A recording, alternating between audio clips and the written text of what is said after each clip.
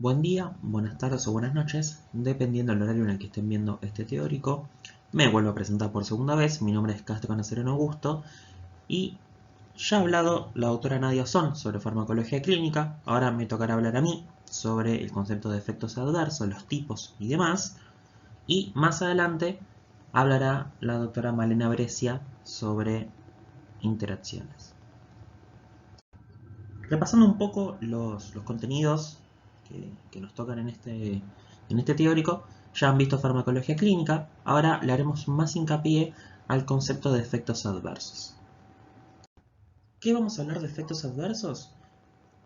Involucra una serie enorme de definiciones, conceptos que ustedes tienen que lograr relacionar. Por ahora hablaremos de algunos ejemplos farmacológicos, tomando algunas drogas que algunas estudiarán en este cuatrimestre, otras las estudiarán en la materia farmacología 2. No es tan importante que conozcan per se todos los fármacos, porque eso excede a los objetivos de este primer parcial, pero sí que conozcan algunos ejemplos y cómo eso impacta en un efecto adverso futuro. Los objetivos de este pequeño módulo del teórico serán definir las reacciones o efectos adversos, clasificar las reacciones o efectos adversos, definir efecto adverso colateral, secundario, idiosincrasia, hipersensibilidad, hipersusceptibilidad adquirida, intoxicación, síndrome de supresión y efecto nocebo, nombrar los criterios de causalidad o de Naranjo, identificar los distintos tipos de efectos adversos, según si son probable, definido, posible o no relacionado. Lo lógico sería comenzar este teórico pensando en, bueno, si el teórico es efectos adversos, ¿qué es un efecto adverso? Bueno, los efectos adversos van a ser todas las consecuencias indeseables de la administración de un medicamento. Es importante hacer hincapié en que es una consecuencia indeseable, pero es esperable. Si un medicamento genera, por ejemplo, un sarpullido, si el paciente toma el medicamento y le genera un sarpullido, bueno, nosotros esperamos que eso pase. ¿Sí? Estaba avisado en el prospecto o en los estudios de clínica que se fueron haciendo que este fármaco genera un sarpullido. Entonces nosotros lo esperamos. No queremos que suceda, pero lo esperamos. Es importante conocer estas cosas, es importante conocer que una medicación puede generar efectos adversos porque en algunos casos, no necesariamente en todos, pero en algunos casos, esos efectos adversos se pueden evitar o pueden disminuirse al mínimo mediante algunas conductas terapéuticas asociadas, que no viene al caso de este teórico, pero lo vamos a ir charlando conforme pase la materia.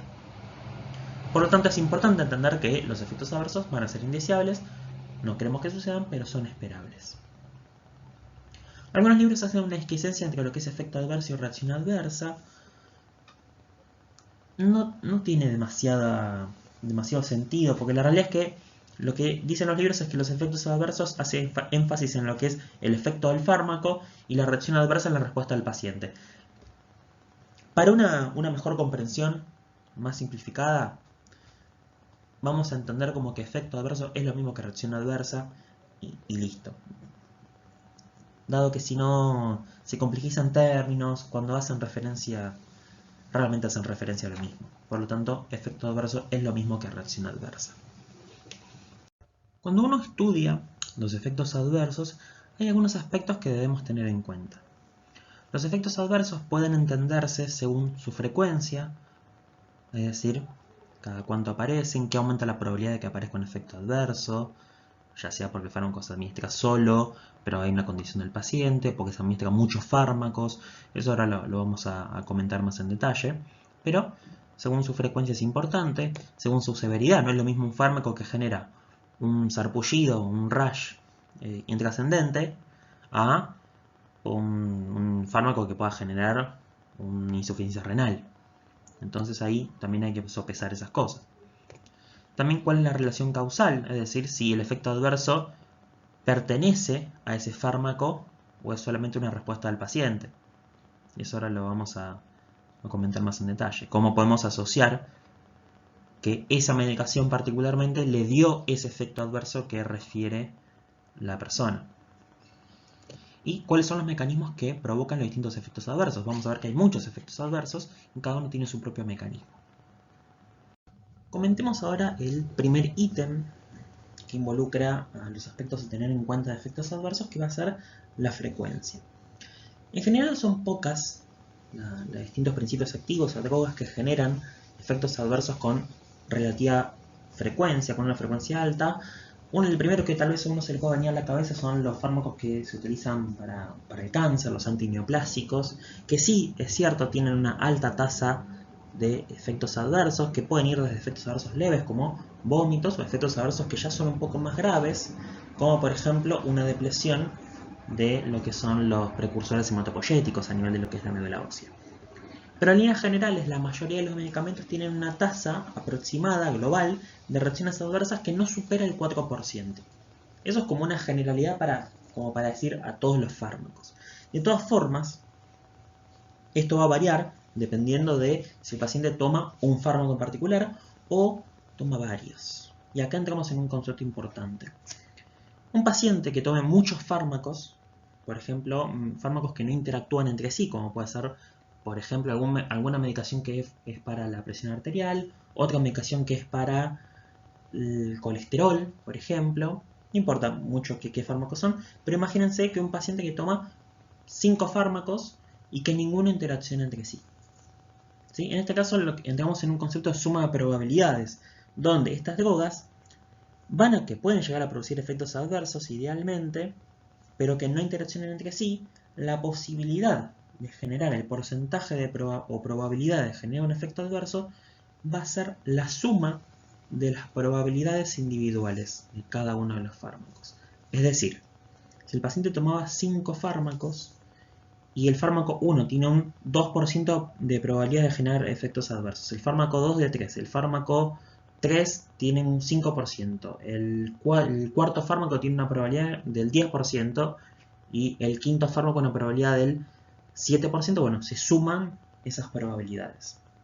¿Sí? Esto obviamente uno no hace las cuentas con los fármacos, no se sienta a pensar, bueno, es un 2%, es un 3%, por lo tanto, sino que el concepto acá que es importante que se lleven es que pacientes polimedicados, a mayor fármacos que estén tomando, mayor probabilidad de efectos adversos.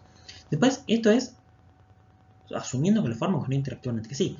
Si los fármacos actuaran entre sí, acá ya el problema que empieza a aparecer es que aparecen pares de fármacos que interactúan. Por ejemplo, si el paciente tomara 4 fármacos, vamos a tener 6 pares de fármacos que interactúan entre sí y pueden llegar a generar un efecto adverso.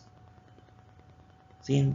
A mayor cantidad de fármacos, mayor será la cantidad de pares de fármacos que puedan llegar a interactuar. Por lo tanto, ¿cuál es el concepto que yo quiero que se lleven de esto? Pacientes polimedicados, pacientes que pueden tener alta tasa de efectos adversos, aunque los fármacos sean seguros por sí mismos. Luego tenemos un ejemplo tal vez un poco más sencillo, que es los fármacos pueden generar efectos adversos según su severidad, que pueden ser leves, moderados, severos o letales. Es muy fácil pensar que los efectos adversos leves van a ser los más frecuentes y los letales o severos ridículamente extraños. En general no hay un foco donde uno diferencia, bueno, este es un efecto adverso leve o letal, no hay un punto de corte, sino que depende de cada fármaco. Un fármaco genera náuseas y vómitos, son efectos adversos leves, un poco de dolor de cabeza, un poco de cansancio es un efecto adverso leve. Ahora, un efecto adverso que genera, como algunos antineoplásicos, sangrados en la vejiga, eso ya es un efecto adverso severo, incluso en algunas ocasiones podría llegar a ser de carácter letal. Entonces lo que es importante entender de que la severidad de los efectos adversos, es decir, de que transicione leve, moderado, severo o letal, baja la probabilidad de que ocurra, pero esa baja probabilidad es lo suficientemente importante a tener en cuenta por el impacto futuro que puede llegar a dar en el paciente. Hay algunos fármacos que vamos a ver más adelante en el trabajo práctico de tiroides, que son algunos fármacos que se utilizan para hipertiroidismo, que tiene una tasa bajísima de disminución de lo que son los granulocitos. Bajísima, la incidencia es realmente muy baja, pero uno aún así mide, realiza hemogramas, estudia los glóbulos blancos de estos pacientes con periodicidad para asegurarse de que no está cursando un episodio de agranulocitosis, porque puede tener consecuencias tremendamente graves. Luego tenemos el concepto de relación causal, es decir, cómo puede hacer el efector de salud, un médico, por ejemplo, cuando entrevista a un paciente que le refiere que tiene un efecto adverso de una medicación. Si un paciente refiere que tiene un efecto adverso de la medicación, tenemos la obligación de investigar si eso es así o no. En esta línea hay como 5 puntos que uno tiene que tener en cuenta, que es, por ejemplo, si la sintomatología que refiere el paciente fue reportada efectivamente como un efecto adverso del fármaco. Por ejemplo, un paciente que toma una medicación que sirve para tratar la hipertensión arterial, ¿no? El paciente tiene hipertensión arterial, le damos un fármaco, por ejemplo, enalapril. El enalapril genera, como efecto adverso real, mucha tos, ¿sí? Una tos medio irritativa. Entonces, si el paciente no tenía tos, le dimos el enalapril y a la semana viene y nos dice: discúlpeme, doctor, estoy con tos hace 2 días. Bueno, y eso está reportado, que el enalapril genera tos. Bueno, es uno de los criterios. Es un punto a favor de que la tos apareció por el efecto adverso. Pero esa tos también puede haber sido, o puede ser, una gripe que está teniendo ahora. Entonces, miremos otro punto. Otro punto es que la sintomatología que tenga el paciente tiene una secuencia temporal razonable con la administración o supresión del medicamento. Es decir, nosotros le dimos el enalapril y a los pocos días arrancó con la tos. Bueno, ya tiene 2 puntos. Miremos otro. La sintomatología revierte al suspender el fármaco o disminuir su dosis. Entonces le decimos al paciente: bueno, te saco el enalapril y te doy otro fármaco para la presión. Bueno, le sacamos el fármaco, le agregamos otro, desapareció la tos. Bueno, ya tiene 3 puntos. La sintomatología no puede explicarse por otra droga ni por otra patología del paciente. Entonces, el paciente tenía tos, le sacamos el enalapril, mejoró la tos, no vimos que tenga gripe ni ninguna enfermedad que pueda llegar a ser la causante de tos. Y esto, la realidad es que no se suele hacer, es bastante extraño, pero asumamos que le volvemos a dar el fármaco al paciente. Bueno, igual va a aparecer la tos. Eso nos confirma 100% que el síntoma de la tos fue por el enalapril. ¿Sí? Entonces, estos son 5 puntos que entran enmarcados en lo que son los criterios de Naranjo. Hay más criterios. Esto es una especie de criterios de Naranjo resumidos. La versión extendida se las vamos a dejar en el medio de comunicación oficial del turno. Pero está bueno tener estos 5 puntos que, si uno los piensa, son bastante lógicos, ¿no? En función de eso se saca un puntaje, que puede ser el efecto adverso es definido, ¿sí? El primer punto, 1, 2, 3, 4 y 5, dio positivo. Probable cuando los primeros 4 fueron positivos. Posible cuando los primeros 3 son positivos. Condicional cuando 2, 3 y 4 es positivo. Y dudoso el resto de las combinaciones posibles. Esto uno no pretende que ustedes sepan de memoria cuándo es un efecto adverso con una relación causal definida. Probable, posible, no tiene demasiado sentido. Sí es importante, y esto sí se pretende que ustedes lo sepan, cuándo deben asociar un efecto adverso por una medicación, qué preguntas hacer y qué investigar. Eso es tal vez lo importante de los criterios de Naranjo. Cómo ustedes tienen que hacer para poder investigar si ese efecto adverso o ese síntoma que refiere el paciente se debe a la administración de un medicamento. Vamos ahora sí, tal vez a la parte más pesada de esta parte del teórico, que van a ser cuáles son los mecanismos que están involucrados en la aparición de distintos efectos adversos. Para clasificar los efectos adversos en función de los mecanismos involucrados hay un montón de maneras, hay muchísimas maneras. Una de las más usuales es dividir estos efectos según si dependen o no dependen de la dosis, es decir, si son dosis dependiente o independiente. En función de la dosis que no dependan estrictamente de la dosis, tenemos el efecto nocebo, la hipersensibilidad, la hipersusceptibilidad adquirida, el síndrome de supresión. Esto es discutible, lo vamos a charlar seguramente largo y tendido en el trabajo práctico. Algunos consideran al síndrome de supresión como algo que depende de la dosis, algunos que no depende de la dosis, incluso algunos que depende del tiempo. Lo vamos a charlar cuando nos toque el ítem correspondiente, por ahora lo dejamos como una incógnita. Y luego tenemos el fenómeno de idiosincrasia. Luego, dentro de la dosis dependiente, tenemos el efecto secundario, el efecto colateral y tal vez uno más sencillo de pensar, la intoxicación. Comencemos a desglosar cada uno de estos efectos para luego explayarnos sobre la.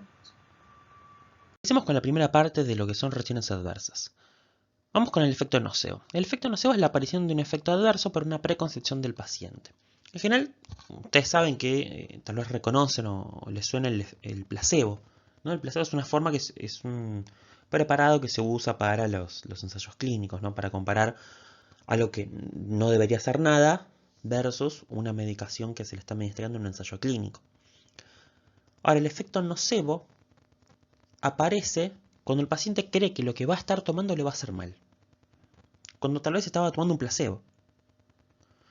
Esto surge con algunas medicaciones, tal vez el caso más conocido se da con unos fármacos que hicieron para tratar la hipercolesterolemia, se llaman estatinas, donde si bien las estatinas generan problemas musculares y problemas hepáticos, se vio que la tasa de efectos adversos aumentaba un poquito en los ensayos clínicos o en los ensayos tal vez prospectivos cuando se les administraba placebo y no el fármaco a los pacientes.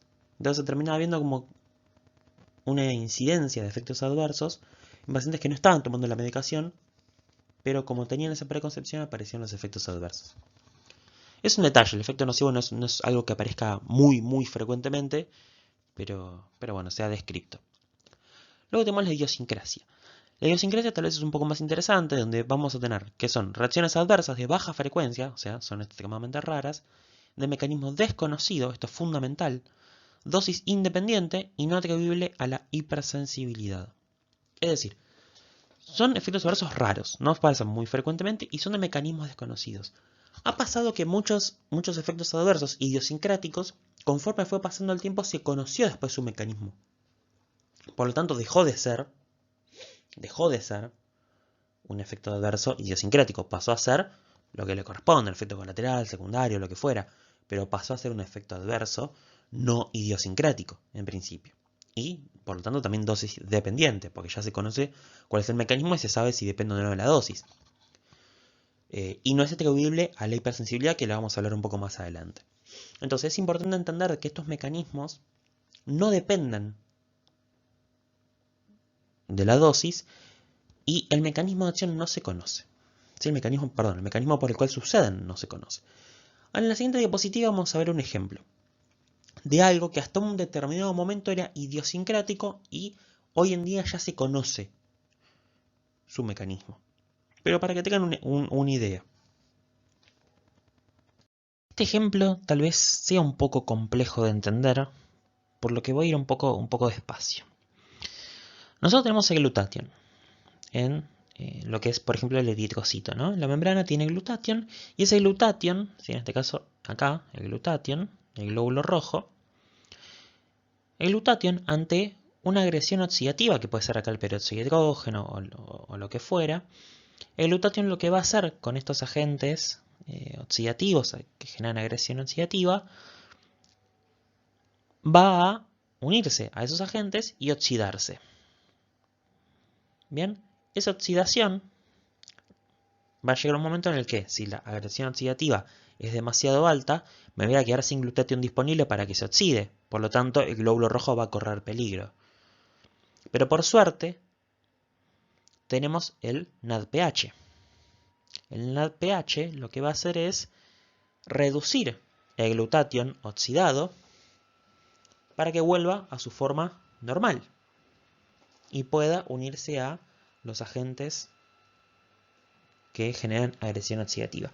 Es decir, hasta acá tenemos glutatión. El glutatión protege a la membrana del glóbulo rojo de la agresión oxidativa. Cuando el glutatión se une a estos agentes oxidativos, se oxida. El glutatión se termina oxidando. Pero para que el glutatión sea funcional tiene que estar reducido. Por lo tanto, el NADPH le proporciona esa reducción. Ahora, ¿de dónde sale el NADPH? El NADPH surge de lo que es la vía de las pentosas, cuya enzima limitante es la glucosa 6-fosfato deshidrogenasa. ¿Sí? Es la glucosa 6-fosfato deshidrogenasa. La glucosa 6-fosfato deshidrogenasa lo que va a hacer en condiciones normales es favorecer el aumento de NADPH. Eso por la activación de la vía de las pentosas. De hecho, esta enzima, la glucosa 6-fosfato deshidrogenasa, se va a ver inhibida por la concentración en NADPH. Si hay mucho NADPH, la enzima no funciona del todo bien, va a estar inhibida. Ahora, hay pacientes que tienen la enzima deteriorada, ¿sí? Poco funcional. Por lo tanto, ¿qué pasa? La concentración de NADPH baja, ¿sí? Queda en solamente NADfosfato. Solamente. Como no tenemos NADPH, el glutatión no se puede reducir, por lo que nos queda en su forma oxidada ante la aparición de agentes antioxidantes. Ahora, todo esto que charlamos, ¿qué tiene que ver con farmacología? Bueno, hay fármacos. Estos están más detallados en lo que es algunos fármacos que sirven para la malaria, como los antipalúdicos, particularmente muy estudiado con la primaquina. La primaquina y algunos de sus metabolitos, cuando pasan por los sistemas metabolizadores del cuerpo, producen agentes de agresión oxidativa sobre los eritrocitos. ¿Sí? Entonces, al generar agentes agresivos de agresión oxidativa sobre la membrana de los glóbulos rojos, el glutatión no puede reducirse. ¿Por qué? Porque el paciente tiene una alteración en la enzima. En mí, por ejemplo, que estoy grabando este teórico, que no tengo un déficit en la enzima, en la glucosa 6-fosfato deshidrogenasa, por más que yo tome la primaquina, este fármaco antipalúdico, no pasa nada. ¿Sí? O es poco probable que pase algo. ¿Por qué? Porque como manda bien la enzima, siempre voy a tener asegurado un poco de NADPH para reducir el glutatión que se me viene oxidando por la agresión oxidativa del fármaco. Ahora, hay muchos pacientes que esta enzima la tienen deteriorada, no producen NADPH, no reducen el glutatión oxidado, no se produce ese recambio, por lo tanto la agresión oxidativa termina generando problemas graves sobre la membrana de los eritrocitos, provocando crisis hemolíticas. Hubo un momento en la que, cuando se administraba primaquina, no se sabía por qué surgía crisis hemolíticas en estos pacientes. Hasta ese momento, este efecto adverso, estas crisis hemolíticas, eran un efecto adverso idiosincrático. Ahora ya se sabe qué es lo que pasa, qué es lo que está sucediendo. Ahora ya se conoce, ya no es estrictamente un efecto adverso idiosincrático. Se conoce el mecanismo ahora. Pero me pareció como una forma sencilla de que ustedes entiendan que este concepto de efecto idiosincrático. Hay efectos adversos que actualmente son idiosincráticos si no se conoce el mecanismo. Por ejemplo, hay algunos antibióticos, que son las tetraciclinas, que en algunos casos generan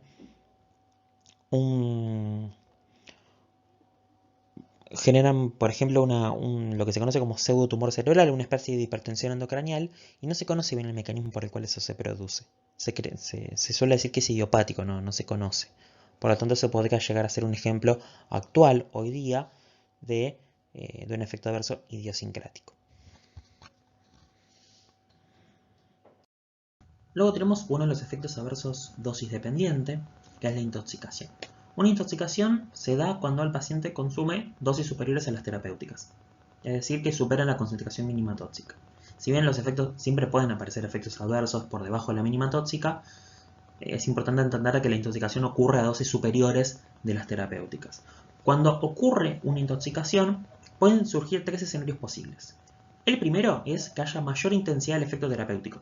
Por ejemplo, un paciente que toma una medicación para bajar la glucemia, si toma, supongamos, el cuádruple de la dosis en un momento dado, el paciente le va a bajar demasiado la glucemia, ¿sí? Entrando ya en una hipoglucemia que puede ser leve, moderada o severa, dependiendo la intoxicación. También puede pasar que tenga mayor frecuencia y o intensidad de efectos colaterales o secundarios. Eso más adelante vamos a ver que es un efecto colateral y secundario, pero pueden pasar más frecuentemente o más fuertes. Y luego pueden aparecer efectos que no se observan con niveles terapéuticos. Esto pasa mucho, por ejemplo, con el ácido acetilsalicílico o aspirina, como tal vez lo conozcan, que la aspirina suele pasar mucho que los niños se intoxican con la misma, tomen muchas aspirinas de golpe porque, no sé, la formulación tenía frutilla, entonces era rica, bueno, tomaron varias, y los nenes entran en una intoxicación por aspirina y de pronto comienzan a tener algo llamado tinnitus, ¿sí? Como una especie de sonido eh, muy molesto en lo que es la audición, entran en algunos desequilibrios metabólicos, hidroelectrolíticos, entran en un montón de problemáticas que son efectos que no se dan con las concentraciones normales de aspirina. Entonces, esto también es una rama que puede surgir con la intoxicación. De todas formas, los parámetros más claves de intoxicación, según los fármacos, lo van a ver en la materia correspondiente, que es toxicología. Vamos ahora con la tercera parte de reacciones adversas y vamos a estudiar un par que suele generar mucho conflicto, que es el efecto secundario y el efecto colateral. Es importante que entiendan que ambos se producen a dosis terapéuticas. Eso es fundamental. Es fundamental que lo separen del concepto de intoxicación. La intoxicación no se produce a dosis terapéuticas, se produce a dosis supraterapéuticas. ¿Sí? A dosis tóxicas. Y el efecto secundario y el efecto colateral se da a dosis terapéuticas. Habiendo hecho esa aclaración, comencemos por el efecto secundario. El efecto secundario se produce no por efectos directos del fármaco, sino indirectos de su acción terapéutica. Es decir, lo que pasa es que, supongamos que un paciente toma un hipotensor, un fármaco que se utiliza para bajar la presión arterial, que lo hace relativamente rápido. Esa disminución de la presión relativamente rápida, por ejemplo, por un fármaco que se pueda llamar nifedipina, no viene el caso que ustedes conozcan la nifedipina, es solamente ilustrativo, la nifedipina baja la presión arterial. Esa disminución de la presión arterial, en algunas ocasiones, cuando se produce de forma tal vez un poco abrupta o rápida, termina generando, para compensar el volumen minuto, una taquicardia refleja. Entonces son pacientes que, por estos hipotensores, les aumenta la frecuencia cardíaca. Este aumento de la frecuencia cardíaca es un efecto secundario. No se dio porque la nifedipina, este fármaco, se unió al nódulo sinusal y aumentó la frecuencia de disparo. No se unió sobre esa parte del corazón. Solamente baja la presión porque suena en el músculo liso de las arterias. Y como generó una hipotensión, se terminó desencadenando la taquicardia. La taquicardia es algo indirecto. La nifedipina no lo hizo directamente, no se unió a un receptor que aumentó la frecuencia cardíaca. Fue algo indirecto.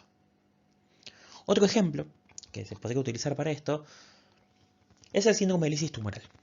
El síndrome de lisis tumoral sucede en pacientes, por ejemplo, imagínense, un paciente que tenga alguna enfermedad oncohematológica, digamos leucemia. Como todo cáncer, uno de los pilares terapéuticos, en algunos casos más, en algunos casos menos, son los fármacos que se llaman antineoplásicos. Son fármacos que lo que hacen es agarrar la célula tumoral y destruirla. Justo la leucemia, o por ejemplo también el linfoma, son tumores muy celulares. Entonces, ¿qué pasa? Hay algunos casos, algunas situaciones en las que cuando se administra el antineoplásico, cuyo efecto directo o efecto terapéutico es solamente matar la célula neoplásica, termina matando muchas células neoplásicas. Y como ustedes saben, las células, sean neoplásicas o no, tienen mucha cantidad de potasio adentro. Entonces, al matar muchas células neoplásicas, se libera mucho potasio al medio, a la sangre. Sí, junto a otras cosas, también se libera ácidos nucleicos que terminan después transformándose en ácido úrico, fosfato, bueno, no viene tanto al caso.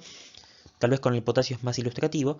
Entonces los pacientes terminan cursando un aumento del potasio y todos los aumentos del potasio por fuera de los rangos normales son peligrosos porque pueden llegar a generar arritmias.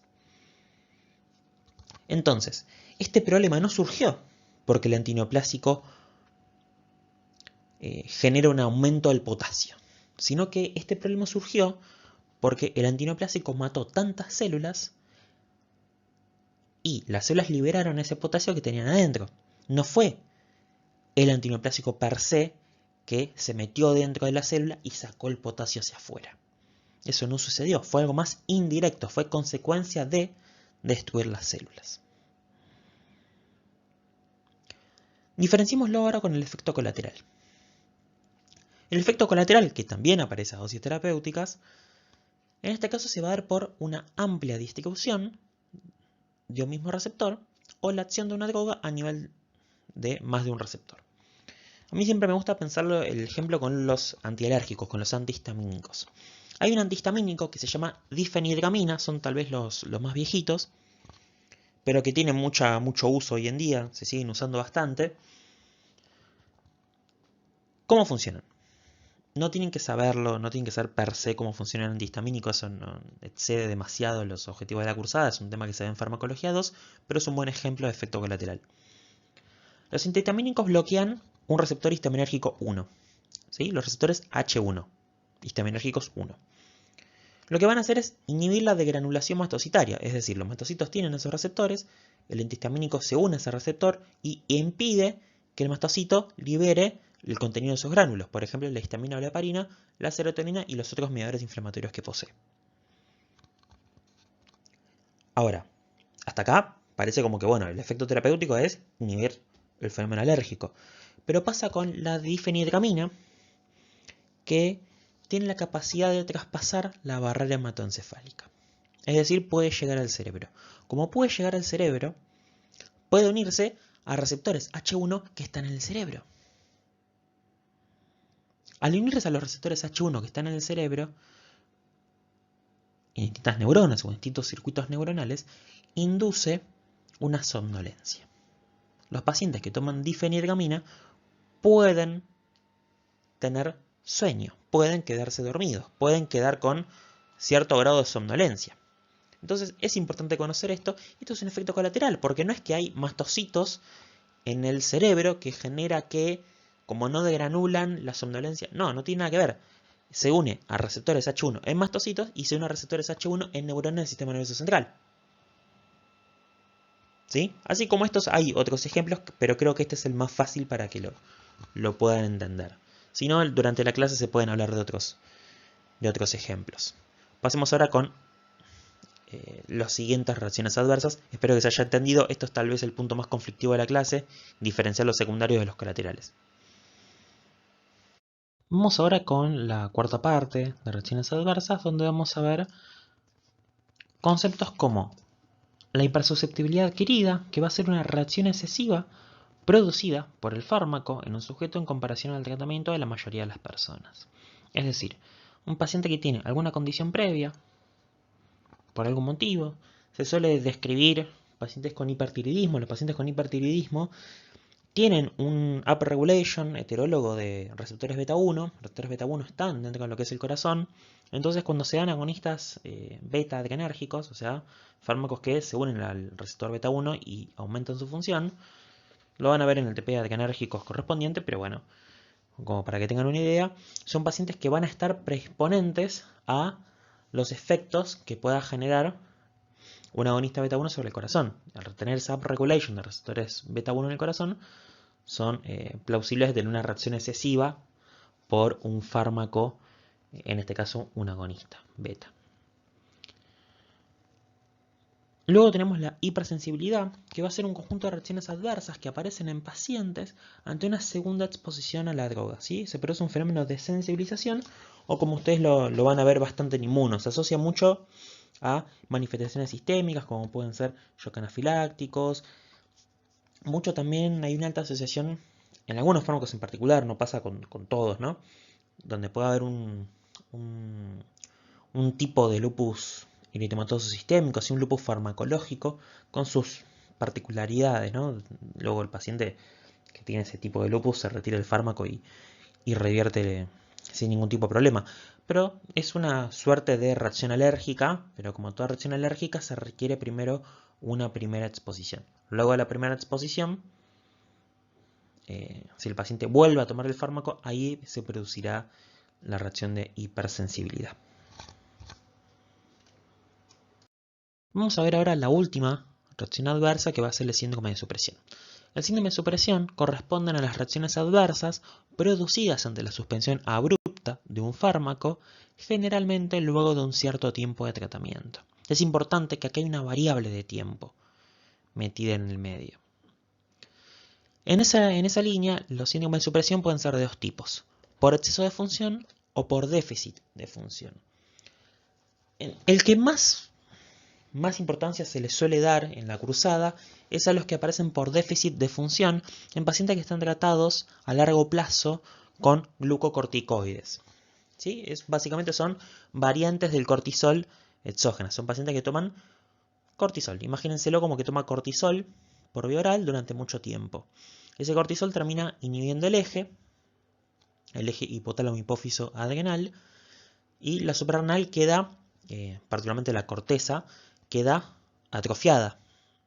Entonces, cuando el paciente deja de tomar el corticoide de golpe, de la nada, de un día para el otro, tiene una suprarrenal atrofiada, por lo tanto no puede cumplir con las demandas de cortisol que requiere usualmente el cuerpo. Y esto cobra especial relevancia si hay un efecto estresor que requiere mayores niveles de cortisol. Por ejemplo, una operación, algún accidente, algún estímulo emocional demasiado grande. En esa línea, un paciente necesita niveles muy altos de cortisol y como no los puede tener porque la glándula suprarrenal la corteza está atrofiada, entramos ahí en un problema donde hay un estrés lo suficientemente alto que el cuerpo no puede combatir. Entonces el paciente termina entrando en lo que se conoce como una insuficiencia suprarrenal. De todas formas, no es necesario que ya sepan cómo es el síndrome de supresión por corticoides, pero es como para que tengan una idea general del síndrome de supresión. Y por exceso de función, uno lo puede asociar, por ejemplo, en casos en los que un paciente toma un fármaco que se llama propranolol, ¿sí? Un tipo de beta bloqueante. Son fármacos que bloquean los receptores beta. Los receptores beta, para el caso que nos importa en el ejemplo, están mucho en lo que es el corazón. Luego de un tratamiento crónico con este fármaco, con este propranolol, se termina generando una upregulation de los receptores beta a nivel del corazón. Si el paciente de la nada dejara de tomar el propranolol, ¿qué podría llegar a pasar? Bueno, de la nada el paciente deja de tomar un fármaco que bloquea receptores beta que estaban en un proceso de upregulation. Entonces tenemos ahora de la nada, porque el paciente dejó de tomar el fármaco, de un día para el otro, tenemos de la nada muchísimos receptores beta en el corazón. Por lo tanto, cuando venga la adrenalina o la noradrenalina, o las catecolaminas en general, van a unirse a estos receptores que estaban en upregulation y pueden llegar a generar muchísimos problemas, como arritmias o crisis hipertensivas. Por lo tanto, el exceso de función se produce porque tengo muchos receptores disponibles para que los ligandos endógenos se unan y generen un exceso en la función de ese receptor. Antes estaba normal, por el tratamiento con el propranolol, que bloquea esos receptores, se genera una upregulation, el paciente dejó de tomar el propranolol y ahora de la nada todas las catecolaminas endógenas se unen a ese receptor, a todos esos receptores que estaban libres, y generan un desastre cardiovascular. Crisis hipertensivas, arritmias y en algunos casos incluso síndromes coronarios. Espero que más o menos les haya cerrado el síndrome de supresión por exceso de función y déficit de función. De todas formas, lo más probable es que lo vayamos a charlar largo y tendido en las clases. El síndrome de supresión, también esto como una aclaración para retomar algo que dijimos al principio, algunos lo asocian con que es concentración dependiente, dosis dependiente digo, o tiempo dependiente. Porque para que aparezca, por ejemplo, el síndrome de supresión por glucocorticoides que les mencionaba al principio, uno necesita que pase una determinada cantidad de tiempo y necesita que haya una determinada cantidad de dosis también. En general con dosis normales, usuales que se usan de corticoides aparece, pero uno requiere también que haya un tiempo asociado. Por eso a veces el síndrome de supresión no se lo coloca como dosis dependiente, a veces lo coloca como dosis independiente, pero tiempo dependiente, Es una discusión. Es una discusión interesante para tener, incluso en los trabajos prácticos. Una pregunta que es interesante es llevar a los salones de trabajos prácticos. De todas formas, en el examen, en efectos prácticos, pueden decir cualquiera de las dos cosas siempre y cuando justifiquen su postura. Pero lo importante es que ustedes entiendan qué es lo que van a estar diciendo. Habiendo dicho esto, terminamos con la parte de efectos adversos. Espero que tengan muchas preguntas, muchas dudas. Espero que pocos cuestionamientos hacia esta parte del teórico, y en general en todos los teóricos espero que les vengan sirviendo y les sea de utilidad. Les dejo mi mail para cualquier pregunta. De todas formas, como ya he dicho en el teórico de farmacodinamia, hay un excelentísimo plantel docente que podrá responder todas sus dudas, y en el caso de que no puedan, las buscaremos para poder hacerlo. Les recomiendo el Instagram del turno para generar algún tipo de feedback o de comunicación. Recuerden que todas las dudas administrativas se pide por favor que se realicen sobre Classroom o eventualmente a lo que es la secretaría de ser necesario.